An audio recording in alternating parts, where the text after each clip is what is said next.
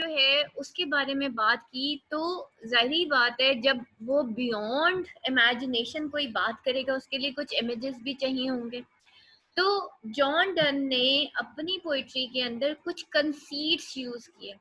Conceits यहाँ पे ये देखें ना, इमेजरी और कंसीट्स, ठीक है। जब उसने मेटाफिजिकल पोइट्री लिखनी थी तो जाहिर बात है लिखी, तो उसके लिए उसने कुछ इमेजेस और कंसीट्स भी यूज किए। कंसीट्स बेसिकली इमेजेस को ही कहते हैं, but these are the far fetch image.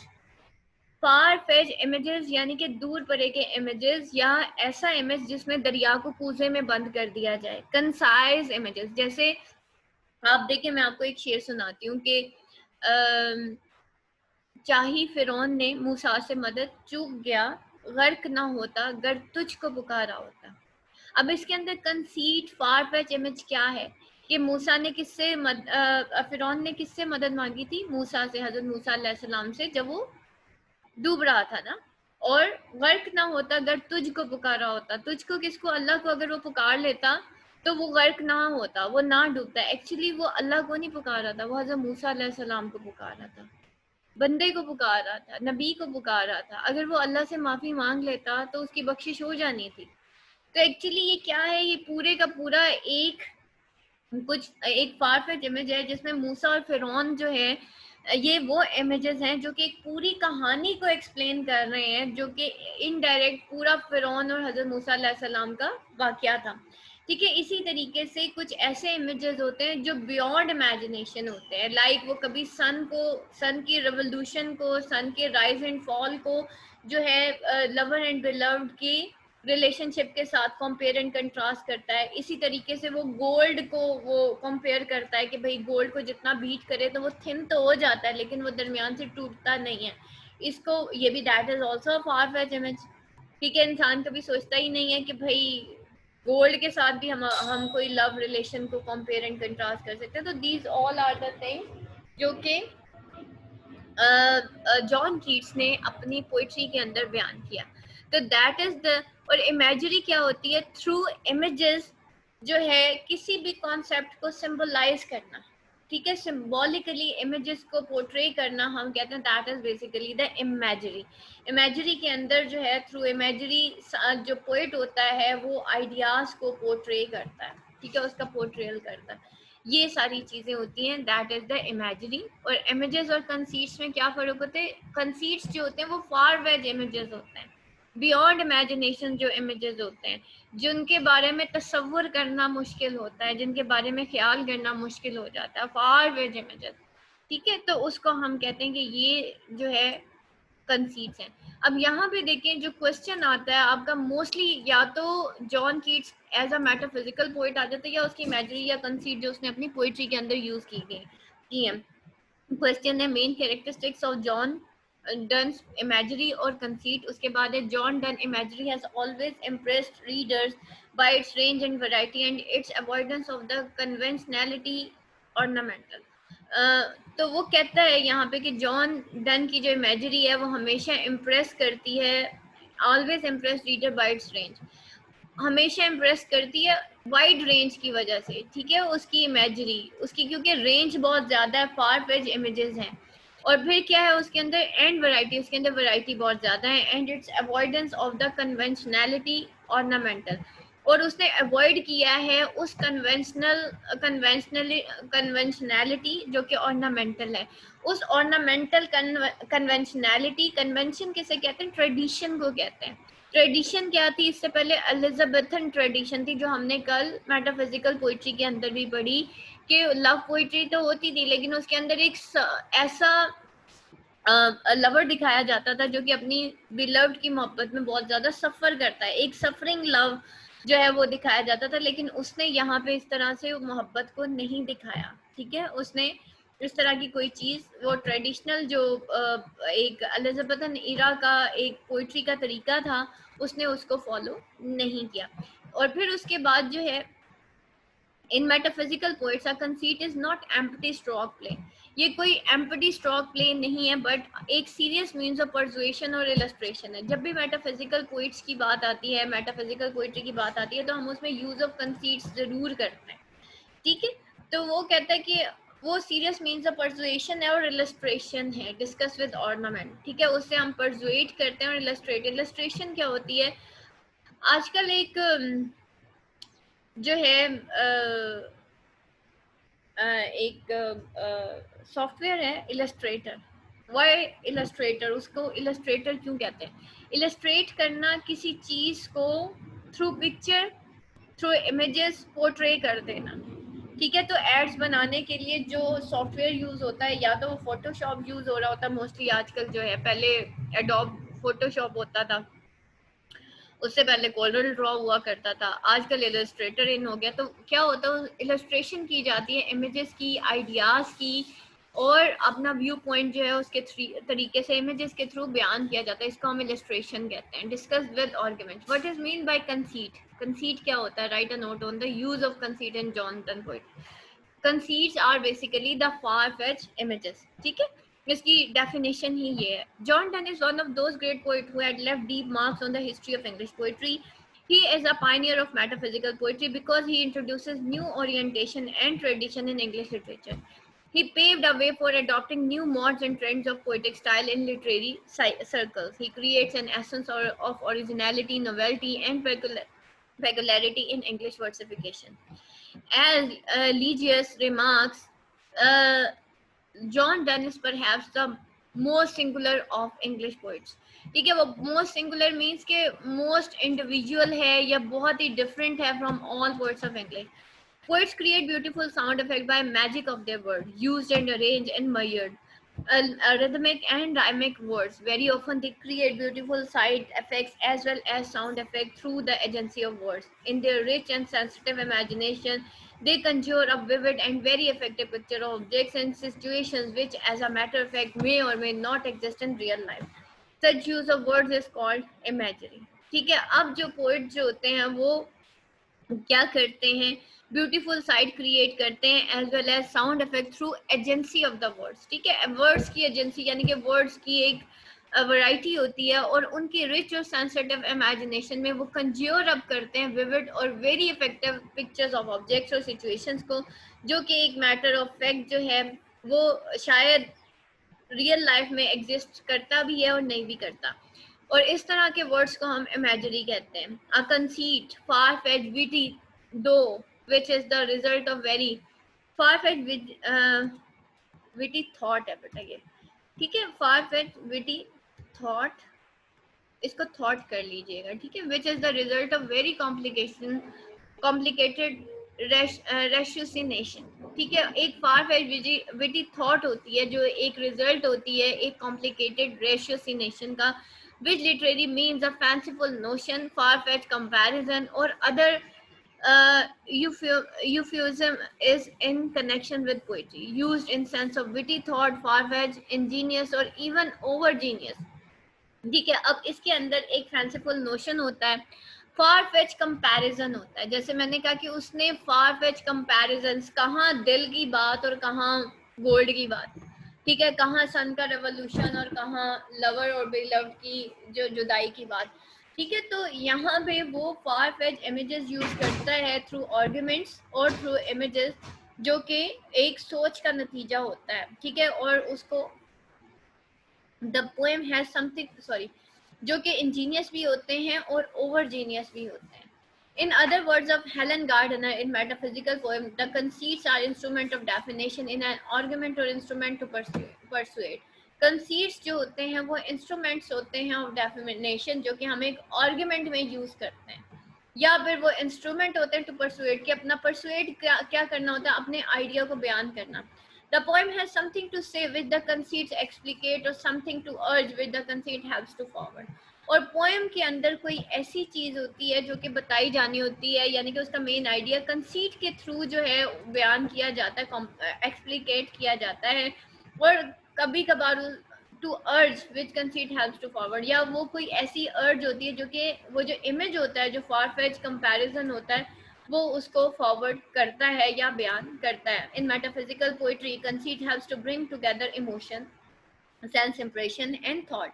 And John Bennett has rightly pointed out that metaphysical at its most complete is a focal point at which emotion, sense impression and thought are perceived as one.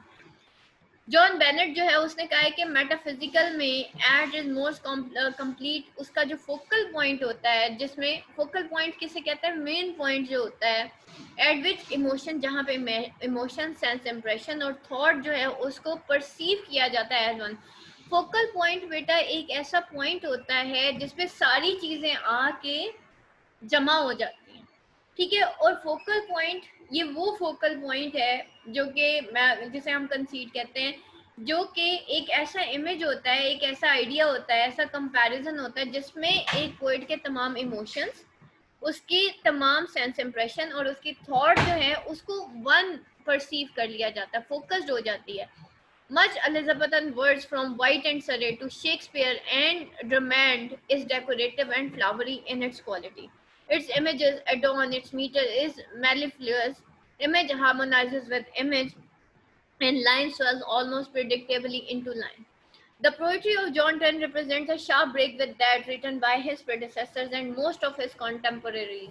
As Jane Bennett says, John Donne has a different conception of the function of imagery from that of the other poet. John Donne का जो है वो एक different conception of function है of imagery, जो कि other poet से थोड़ा different है. The purpose of an image in his poetry is to define the emotional experience by an intellectual parallel. और पर्पस क्या होता है एक इमेज का उसकी पोइट्री में, वो क्या है, is to define the emotional experience, कि वो डिफाइन करता है कि इमोशनल एक्सपीरियंस को एक इंटेलेक्चुअल पैरेलल के साथ, यानी कि एक इमोशनल एक्सपीरियंस को एक इंटेलेक्चुअल पैरेलल के साथ कैसे डिफाइन किया जाता है। जैसे इमोशनल उसका एक्सपीरियंस क्या है, उसका एक्सपीरियंस ऑफ लव है। इंटेलेक्चुअल पैरेलल क्या है कि वो सन के रेवोल्यूशन के साथ उसको कंपेयर कर रहा है। इंटेलेक्चुअली और लॉजिकली वो एक इमोशनल रिलेशनशिप को एक इंटेलेक्चुअल के बेस पे जो है वो बयान करता है। फिर वो कहता है, here we examine how John Donne uses conceit in his poetry to convey his feelings and thought to us by using his intellectual part. अब हमें ये एग्जामाइन करना है कि किस तरीके से जॉन डन जो है वो अपनी इंटेलेक्चुअल पावर को यूज करता है ताकि वो कंसीट्स के जरिए पोइट्री में अपनी फीलिंग्स को बयान कर सके, उन इमोशंस को बयान कर सके, उन थॉट्स को वो कैसे बयान करता है, by the use of conceit, by the comparison of the far fetch images जो कि वो बयान करता अपनी पोइट्री में, because his images are manifestations of fantastic operation of wit. Wit कहते हैं ऐसे इमेज को, ऐसे अल्फाज को, वैसे तो उर्दू में हम इसको हिकमत कहते हैं, लेकिन जो ये इंग्लिश में जो विट है ना, विट कहते हैं कोई ऐसी बात जिसमें दरिया को कूजे में बंद कर देना, एक ऐसा लफ्ज, एक ऐसा इमेज जिसके अंदर जो है पूरे का पूरा आइडिया समा जाए, ठीक है। जैसे वो सन की रेवोल्यूशन की बात करता है, कंपस की नीडल्स की बात करता है, वो कहता है कंपस की जो नीडल्स होती है ना, कंपस क्या होता है, गोल होता है, डायल बना हुआ होता है, एक उसकी सुई नॉर्थ की तरफ पॉइंट आउट कर रही होती है, एक उसकी सुई जो होती है, एक जो नीडल की साइड होती है वो साउथ की तरफ पॉइंट आउट कर रही होती है, ठीक है। ईस्ट वेस्ट नॉर्थ साउथ ऐसे ही होता है ना, यानी कि नीडल्स की डायरेक्शन ऑपोजिट होती है लेकिन दरमियान से वो जुड़ी हुई होती है। तो वो कंपस की नीडल्स की जो पोजीशनिंग है, उन कंपस की नीडल्स की जो जैसे कहना चाहिए फंक्शनिंग है, वो उसको किसके साथ कंपेयर करता है, the functioning of the hearts of the lovers. वो कहता है बेशक लवर्स चाहे एक एक कोने में बैठा हो या दूसरा दूसरे कोने में, लेकिन अगर उनके दिल जुड़े हुए हैं ना तो उनको कोई जुदा नहीं कर सकता। Just like the needles of the compass, कि अगर एक नॉर्थ को पॉइंट कर रही है और दूसरी साउथ को पॉइंट कर रही है, लेकिन दरमियान से तो वो जुड़ी हुई है। तो इस तरीके से जो ट्रू लव होता है, ट्रू फीलिंग्स होती हैं, वो हमेशा जुड़ी रहती हैं। तो to which feelings and passion are eventually subject, जिसमें फीलिंग्स और पैशंस जो होते हैं उन इमेजेस के जरिए, विट के जरिए। अब ये जो मैंने अभी आपको था बताया है, ये दैट इज द विट, ठीक है। कि मैं जो है एक पोइट जो है वो कंपस को कंपेयर कर रहा है, तो एक कंपस की फंक्शनिंग से ही आपने अंदाजा कर लिया कि how the feelings and patience of the patience को किस तरह से जो है वो शो किया जा रहा है। John Donne conceit indeed are original and startling but ultimately just, however fantastic they appear to be at first sight, they are in fact just. अब however उसकी जो ओरिजिनलिटी थी उसकी उसकी कंसीट्स की, वो जो है स्टार्टलिंग भी थी, ओरिजिनल भी थी, और appear to be first sight. कभी किसी ने कंपास की नीडल्स के साथ जो है हार्ट्स की फंक्शनिंग को, लवर्स हार्ट की फंक्शनिंग को कंपेयर नहीं किया होगा। They are in fact just the poet often prove their truth, the ability to elaborate or concede to its farthest possibility without losing the sense of its appropriateness speaks for a high intellectual caliber. अब ये जो ability है कि वो एलिब्रेट करता है conceit को to its farther possibility without losing the sense of its appropriateness, उसकी हाई इंटेलेक्चुअल कैलिबर को शो करता है। किसके? पोइट के। The good morrow is a brief and well woven poem in which John Donne uses his intelligence, develops the theme without digression, that poet and his beloved are passionately in love. What did the lovers do before they loved? Did they feel themselves on country pleasure, or did they snort in the seven sleepers' den? All the women whom the poet has loved before were merely anticipation of his present beloved. Each lover is a whole world to the other, and their little room is a kind of everywhere. Not only that, the lovers the best possible hemispheres who make up a complete world. ठीक है, अब जो है not only this, अब यहाँ पे वो कहता है कि what did the lovers do before they loved? वो किस तरीके से अपने आप को फील करते हैं ऑन कंट्री प्लेजर्स, और वो किस तरीके से, हाँ, और did this not in the seven sleepers den, क्या वो जो सेवन स्लीपर्स देन यानी कि वो जो सात वो थे असहाबे कहफ थे ना, उनकी बात हो रही है कि भाई वो क्या वो सोए रह गए थे, तो क्या did they feel themselves on, मतलब ऑल द वीमेन जो कि whom the poet has loved before were merely anticipation of pleasant beloved. तो हर लवर जो है वो एक होल वर्ल्ड होता है दूसरे के लिए, और एक little room is a kind of everywhere, और उनके लिए जो है एक रूम यानी कि उनका एक घर या उनका एक रूम ही काफी होता है एक दूसरे के लिए। Not only this, the lover is the best possible hemispheres, और लवर्स जो हैं वो बेस्ट पॉसिबल हेमिस्फीयर्स हैं, जो कि एक कंप्लीट वर्ड। हेमिस्फीयर किसे कहते हैं? माइंड को कहते हैं, ब्रेन को कहते हैं, right hemisphere and the left hemisphere. ठीक है, ब्रेन को एज अ होल हेमिस्फीयर कहते हैं, और होल वर्ल्ड जो होती है वो उनकी कन्फाइन होके रह जाती है उनके ब्रेन के अंदर, और इसी को वो हेमिस्फीयर्स के साथ कंपेयर करता है। फिर वो कहता है those lover can never die, ये लवर्स जो है कभी डाई भी नहीं कर सकते, because they love each other with an equal intensity. Where can we find two better hemispheres without sharp north, without, अब हेमिस्फीयर्स एक्चुअली वो without sharp north, without decline west, hemisphere whole world को भी कहा जा रहा है। वो कहता है कि दो बेटर हेमिस्फीयर, एक्चुअली वर्ल्ड को अगर दो हिस्सों में तकसीम किया जाता है, जिसमें हम कहते हैं कि भाई ये साउथ है और ये नॉर्थ है, तो हम उसके दरमियान में एक, आप अगर कभी ग्लोब देखें तो आप देखें उसके दरमियान में एक लाइन लगी होती है, और हम इसको कहते हैं that is the north pole and that is the south pole, जिसको हम हेमिस्फीयर कहते हैं। वो कहता है कि we can where can we find two better hemisphere without sharp north, without declining west, जिसका ना तो कोई नॉर्थ है ना कोई डिक्लाइनिंग वेस्ट है।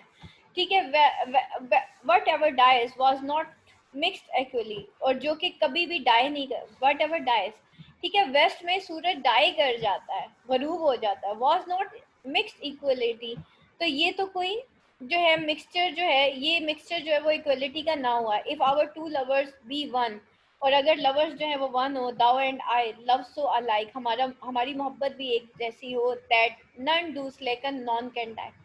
वो कहता है कि भाई शार्प नॉर्थ और वेस्ट की वो बात करता है। नॉर्थ यानी कि नॉर्थ क्या है, नॉर्थ पोल में हर चीज फ्रीज हो जाती है।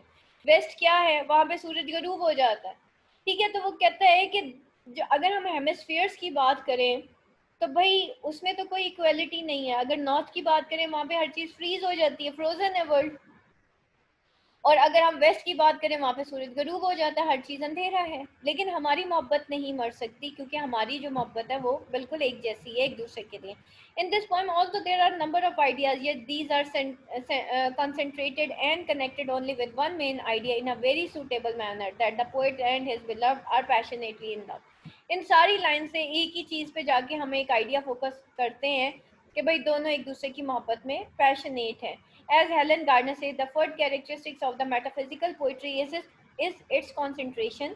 The reader is held to an idea or a line of argument He is not inviting to pause a passage, wander with it, and muse upon and dream upon it.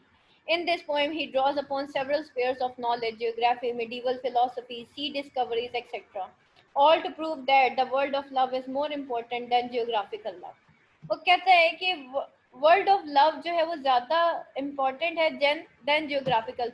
बाद लोगों को दुनिया घूमने का शौक होता है. रेनेसेंस के बाद लोगों के अंदर बहुत ज़्यादा डिस्कवरी का शौक हो गया था, जियोग्राफिकल वर्ल्ड का में घूमने का शौक हो गया था. लेकिन वो कहता है कि वर्ल्ड ऑफ लव जो है वो ज़्यादा खूबसूरत है एज कम्पेयर कि आप पूरी दुनिया घूम लें.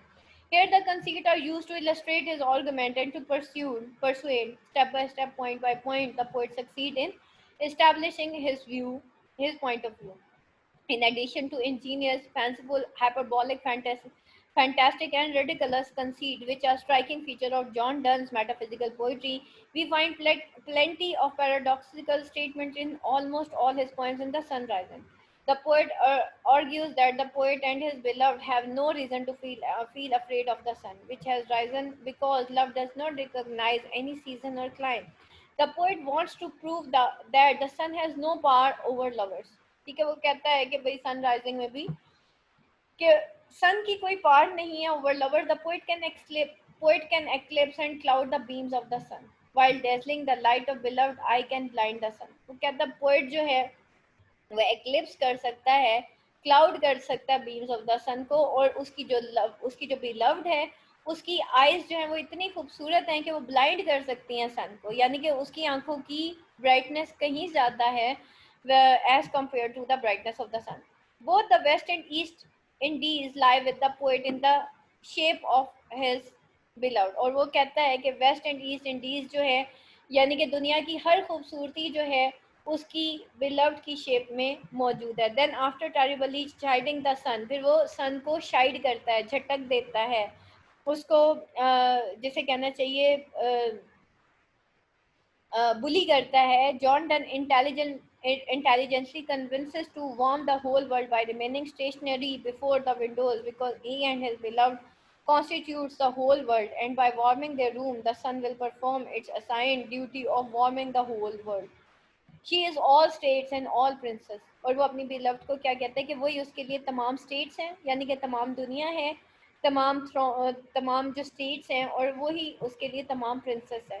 आई नथिंग एल्स इज, और मैं उसके सामने कुछ नहीं. इन this poem John Donne ratiocinate style, reasoning step by step towards his conclusion, which in this case is that love is self-sufficient and unaffected by any outside force, expose his intellectual power with full concentration, conceit, and paradoxes. R.G. Cox says, no doubt there is a crowding of thoughts and images in John Donne's mind, which his powerful intellect and ratiocination can control and bring into another. John Donne deliberately rejected the conventional conceits and images such as flower, sky, moon, river, and stream, etc. He coined new images, which were an outcome of popular belief or scientific discoveries. The conceit employed by John Donne are learned. अब क्या है कि John Donne deliberately reject करता है conventional conceits और images को, जैसे flower, sky, moon, river, stream, उसको वो जो है रिजेक्ट कर देता है और वो न्यू इमेजेस की बात करता है which were an outcome of popular belief of scientific discoveries. और वो popular belief of scientific discoveries की बात करता है, सन की बात करता है, अर्थ की बात करता है, नॉर्थ एंड साउथ पोल की बात करता है, कंपस की बात करता है, गोल्ड की बात करता है. ये सब क्या है? ये साइंटिफिक डिस्कवरीज हैं. The conceits employed by John Donne are learned. They display the poet through knowledge of a wide range of subjects such as science, chemistry, exploration, medieval philosophy, mathematics, astronomy, cartography, geography, and several others. The conceits thus give the poetry an intellectual tone. However, the intellectual conceits are not in disharmony with the feelings in the poem. They actually weight and illustrate that feeling, giving rise to the impression of what T.S. Eliot called the unification of sensibility. अब जो है वो जो intellectual conceits जो हैं वो ना तो किसी डिसहार्मनी में है with feelings in the poem, यानी कि वो बहुत ज़्यादा हार्मनी में है पोएम्स के साथ. They actually add weight and illustrate कि फीलिंग जो है वो गिव राइज करती है टू इम्प्रेशन, जो कि टी एस इलियट किसे कहता है, द यूनिफिकेशन ऑफ सेंसिबिलिटी. कि सेंसिबिलिटी की जहाँ पे यूनिफिकेशन होती है, जहाँ पे तमाम इमोशंस तमाम आइडियाज़ आके कलेक्ट हो जाते हैं, फोकस हो जाते हैं, ये वो फोकल पॉइंट है. There are fantastic comparison in valediction forbidding morning. Here the soul of beloved is like the fixed foot of compass, as by her inborn nature stays at home, whereas the soul of lover is like other foot of compass, which moves beyond center to complete a circle of a journey. Valediction forbidding mourning के अंदर वो compass के साथ जो है जो है वो शो करता है अपने लव रिलेशन को. If they be two they are two. So वो कहता है बेशक वो जो कंपस है उसकी दोनों नीडल्स जो है उस वो दो डायरेक्शंस को शो करते हैं. As stiff twin compass are two के they be two they are two, कि ये जो लवर्स हैं बेशक दो हैं, ठीक है, लवर्स और बिलव्ड दो हैं, वो हमेशा दो ही रहेंगे, लेकिन वो बिल्कुल उस स्टिफ ट्विन कंपस की तरह, स्टिफ ट्विन यानी कि ट्विन कंपस की तरह है आर टू, कि उसकी नीडल्स दो होती हैं. They thy soul the fixed foot makes no show, लेकिन तुम्हारी जो सोल है वो बिल्कुल उस तरह से है, उस फिक्स फुट की तरह है जो कि कोई शो नहीं, जो कि हिलती नहीं है. To move but doth if the other do, लेकिन वो मूव उस वक्त करती है जब दूसरी मूव करती है. तो वो कहता है कि वो उस फिक्स फुट की तरह है जैसे कंपस मूव करती है. इन this poem he also compare his and his beloved separation with the expression of piece of gold beaten to thinness for the sake of protection of a gold leaf. तो कहते हैं gold leaf को बनाने के लिए gold को beat करके thin तो किया जा सकता है, लेकिन वो सेपरेट नहीं होता. So this separation is rather an extension of love. तो इस तरह से वो कहता है कि गोल्ड बीट करने से थिन तो हो जाता है, लेकिन वो कटता नहीं है. इसी तरह से लवर और बिलव्ड के दिल आपस में जुड़े होते हैं. वो कहता है though I must go and you are not yet. वो कहता है कि मैं यहाँ से जा रहा हूँ, शायद ये मुझसे बर्दाश्त ना हो. आप ब्रीच बट एन एक्सपेंशन, ये एक ब्रीच है, ये एक दूरी है, लेकिन एक्सपेंशन है जो जो कि किस तरह से एक्सपेंड होता है. लाइक गोल्ड टू और ए थिननेस बीट, के गोल्ड जो है जब उसको जो है कोई चीज़ बनाने के लिए, उसको कोई शेप देने के लिए, ज्वेलरी बनाने के लिए या कुछ भी लीफ बनाने के लिए उसको बीट किया जाता है तो वो थिन हो जाता है, वो शेप में आ जाता है, लेकिन वो टूटता नहीं है. The comparison extracting from the principles of geometry and chemistry are so valid in argumentation of his poem, showing his intellect as his full zenith. Zenith कहते हैं आसमान को, उरूज को. As he thus wants to persuade his beloved not to mourn. और वो उसका जो intellect है वो अपने फुल अरूज पे है, zeal and zest पे है. A valediction weeping, the note of passion is intense, concentrated and burst forth in such fanciful and intellectual conceits. The poem employs images from variety of sources. The lover's tears are like precious coins because they bear the stamp of beloved, image drawn from vintage. Next, the beloved tears are. फिर वो क्या करता है कि वो valediction weeping में वो अपनी बिलव्ड के जो आंसू होते हैं ना उनको स्टैम्प के साथ कंपेयर करता है, ठीक है, प्रीशियस कॉइन्स के साथ कंपेयर करता है, जिसके अंदर they bear the stamp of beloved, जिसके अंदर जो है इमेजेस जो है ड्रॉन फ्रॉम विंटेज जो है. स्टैम्प ऑफ बिलव्ड यानी कि उसके आंसुओं में उसको अपना लवर नजर आ रहा होता है. Next the beloved tears are compare to the moon which draws up seas to drawn up the seas to draw the lover in her sphere. और वो जो है उन टीयर्स को मून के साथ कंपेयर करता है जो कि सीज को ड्रॉ अप करता है, drawn up seas to drown the lover in her spheres. Images drawn from geography. अब यहाँ पे क्या होता है आपको पता है कि मून जब 14वीं का चांद होता है, मून फुल उसमें होता है, तो उस वक्त क्या होता है कि चांद की तरफ ज़मीन की अट्रैक्शन बढ़ जाती है. फुल मून जब होता है तो चांद की तरफ ज़मीन की अट्रैक्शन बढ़ जाती है, जिसकी वजह से समंदर का पानी भी जो है वो आपने पढ़ा होगा ना, मद्दो जजर, rise and fall, fall of tides जो है वो आपने पढ़ा होगा कभी. तो वो कहता है कि इसी तरीके से वो जो उसके आंसू होते हैं वो भी उस मून की तरह है जो कि जो है अपने स्फीयर के अंदर उस लवर की मोहब्बत को उजागर करता है. Image drawn from geography. When a tear falls, that thou falls which it bore, or more than moon drop, cease to draw me in sphere. Sphere दुनिया को कहा जाता है. तो वो कहते हैं जब तुम्हारा वो आंसू का कतरा गिरता है तो जैसे मून जो है वो उसकी कशिश जो है ज़मीन की तरफ बढ़ जाती है, यानी कि ज़मीन की कशिश मून की तरफ बढ़ जाती है, इसी तरीके से तुम्हारी आंखों में जो आंसू है उसकी वजह से मेरे दिल की कशिश तुम्हारी तरफ बढ़ती है. वीप मी नॉट डेड इन दाइन आर्म्स. वो कहता है कि वीप मी मुझे मत रुलाओ, not dead in thy arms, कि मैं जो हूँ, नॉट डेड इन दाइन आर्म्स, कि मतलब मैं तुम्हारे आर्म्स में कभी भी डेड नहीं हूँगा, since thou and I sigh one and other breath, क्योंकि हम दोनों एक दूसरे की सांसों से जीते हैं. In this poem, the passion is conveyed in images which are erudite, logical, and of an intellectual nature. As R.G. Cox says, Dun imagery has always impressed readers by its range and variety, and its audience of the conventionally ornamental. There is an exceedingly hyperbolic and complex conceit in Relique. Uh, Dunn imagines himself lying in a grave as a skeleton, which the undeniable token of spiritual love in the shape of his beloved, bright locks of hair forming a bracelet about his wrist bone, and because of their great love, he and his beloved will be honored like saints. All women can adore us, and some men. John Donne images stimulate one to the thin. ठीक है, this they bring to an awareness of the new angles from which an experience can viewed in anniversary. फिर done के जो images होते हैं, stimulate one two thin. ठीक है, stimulate करते हैं एक इंसान को. ये थिन नहीं है, ये थिंक है बेटा, यहाँ पे के ऐड कर लीजिएगा. कि जॉन डन की जो इमेजेस है वो स्टिमुलेट करते हैं एक इंसान को कि वो सोचे. They bring one two an awareness, कि वो एक इंसान को अवेयरनेस की तरफ लेके आते हैं एक न्यू एंगल के तौर पे, from which an experience can view, जिसमें एक एक्सपीरियंस व्यू किया जा सकता है, जैसे एनिवर्सरी में. John Donne exposes his emotional experience with full intellect, lying on the same string. This poem celebrates the first anniversary of Donne's marriage with Annie Moore.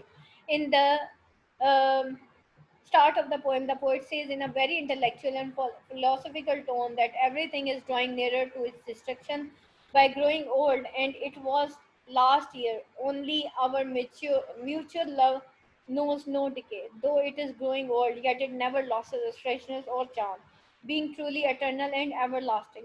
All other things to their destruction draw, only for love hath no decay.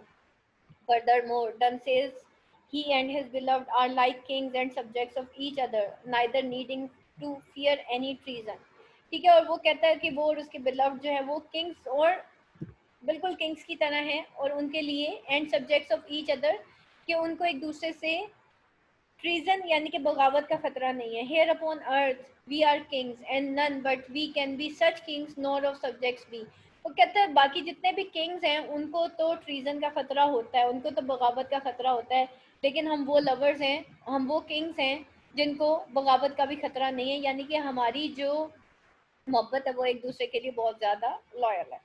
Jordan uses conceit only in his love poem but also in his religious poem. In his holy sonnet, Better My Heart, he compares himself to a Serb town.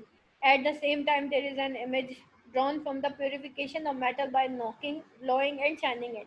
Later on, imagery usually associated with love is drawn upon to illustrate his spiritual prayer. He wants God to ravish him in order that he may be chaste. Better my heart, 3% God for you, and yet but knock, breathe, shine and seek to man. वो कहता है better my heart, मेरा दिल उस वक्त बेहतर होता है 3% गॉड. 3% गॉड क्यों कहा जा रहा है यहाँ पे? Trinity concept, God the father, God the son and God the spirit, यानी कि हज़रत जिब्राइल अलैहिस्सलाम. For you as yet but knock breathe and shine, कि वो खुदा को पुकार के कहता है कि यू जो कि मुझे नॉक करता है, ब्रीथ करता है, मेरे अंदर शाइन करता है, एंड सीक टू मैन, और मुझे मेरे अंदर ये जस्तजू पैदा करता है कि मैं अपने आप को सही करूं. That I may rise and stand overthrow me, ताकि मैं जो हूँ राइज कर सकूं और स्टैंड कर सकूं. Overthrow me and bend your force to break blow burn and make me new.